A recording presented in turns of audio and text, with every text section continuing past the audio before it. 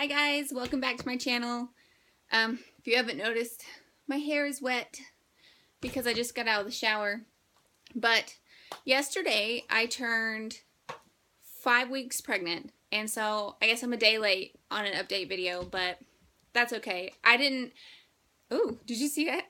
That was a piece of dust, I think, that just floated. Oh, what was that? Oh, maybe it's a bug. Maybe that's a bug. Oh, what is that? Oh no, it's dust, guys. I just dusted before I sat down. So, anyways, which by the way, I think now that Mountain Baby is like bigger than a little piece of dust. So that kind of goes along with it.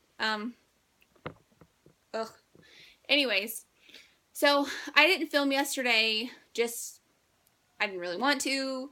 I had a dentist appointment, and then my youngest daughter has ballet, and like more than one thing, like if I'm doing more than one activity during the day, like that just exhausts me. It just exhausts me. So filming on top of that just wasn't going to happen. So I prioritized taking a nap instead. But anyways, so I'm 5 weeks, 1 day pregnant now. And I think yesterday, I have 2 apps that I use to keep track of the pregnancy, but they flipped over from like this little tube looking thing to, oh no, that's tomorrow. That'll change tomorrow. No, the little baby still looks like a tube or something like that. And my one app still says it's like the size of a lentil. And then my other app that I use, it says that the baby is the size of a dot snail, which is apparently a really tiny snail, but visible to the naked eye. So that makes me pretty excited that whatever is inside me is visible to the naked eye.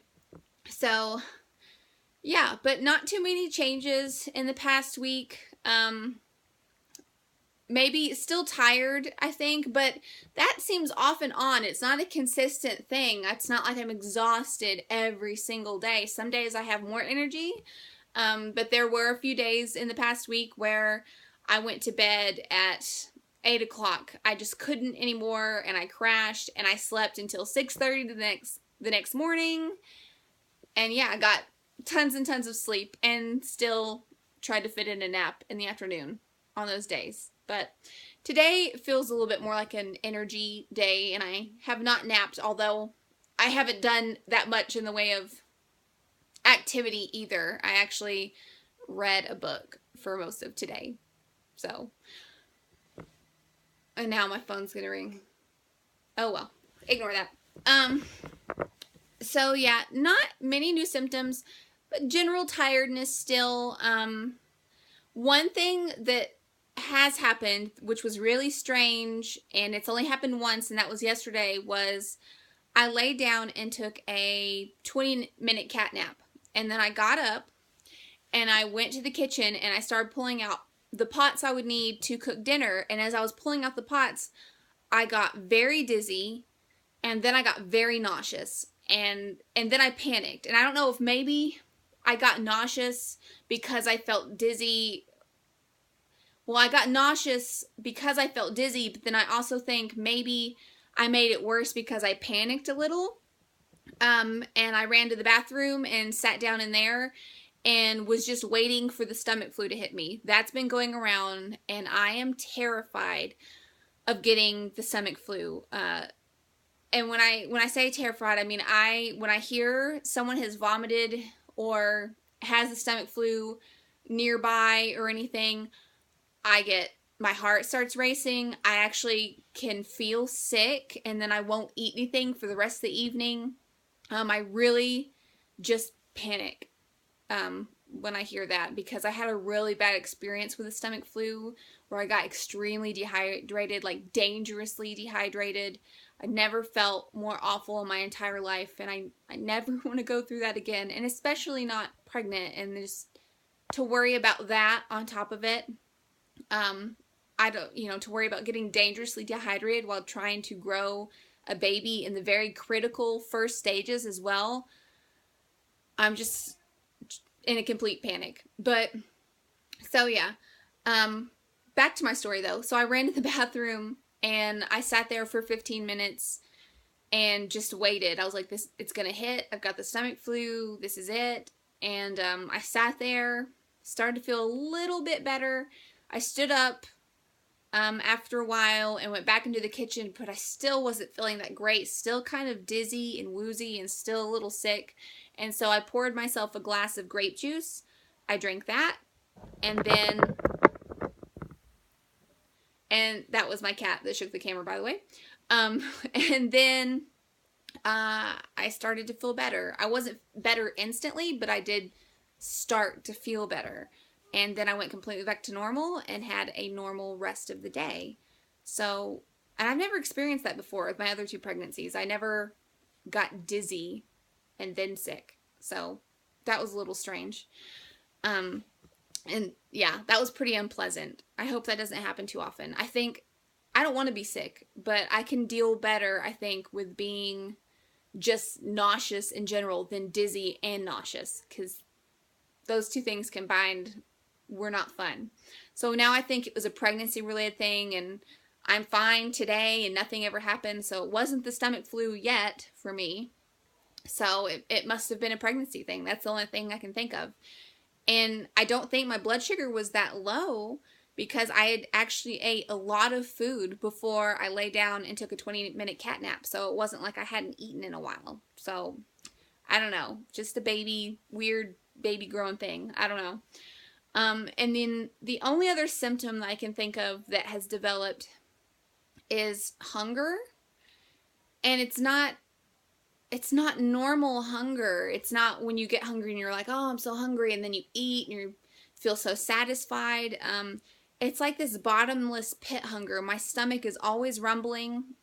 I will eat so much food and I could just keep putting it in my mouth, but my stomach doesn't feel like it's filling up. It's very strange. So I'm thinking that's a symptom. I don't remember feeling this way before. Usually if I eat enough food, I'll get full. This, I get sort of satisfied, but I don't feel full. And it's very strange. Like the other day, I got out a huge bowl of leftover homemade chicken noodle soup, and I was like, there's no way I can eat all this. It was a huge leftovers bowl. So I scooped myself some into a bowl, and I heated it up, and I ate it, and I was still hungry. So I made myself another bowl, heated up, ate that. I still felt hungry, and what I mean by that, too, is my stomach did not feel any more full than when I had first started eating to the end of the second bowl.